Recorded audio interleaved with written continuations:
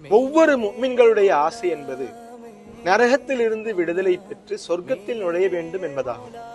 அப்துல்லாஹ் இப்னு Umar ரலியல்லாஹு அன்ஹு அவர்கள் ஒரு முறை ஒரு நபரிடத்தில் கேட்டார்கள், உங்களுக்கு நரகத்திலிருந்து விடுதலையாகி சொர்க்கத்தில் நுழைய வேண்டும் என்று உங்களுக்கு ஆசை இருக்கிறதா? ஆமாம், ஆசை இருக்கிறது. அப்துல்லாஹ் இப்னு உமர் ரலியல்லாஹு அன்ஹு அவர்கள் கேட்டார்கள், உங்களுடைய பெற்றோர்கள் உயிருடன் இருக்கிறார்களா? என்னுடைய தாயார் உயிருடன் இருக்கிறார். அந்த நபர் பதிலளித்தார். அப்துல்லாஹ் இப்னு உமர் ரலியல்லாஹு அன்ஹு அவர்கள் சொன்னார்கள், அப்படி என்றால் உன்னுடைய தாயிடத்தில் பேசும் பொழுதெல்லாம் நீ மென்மையாக பேசு, உன்னுடைய வார்த்தைகளை மென்மையாக பயன்படுத்து, அவர்களுக்கு நீ உணவளித்து மகிழவை.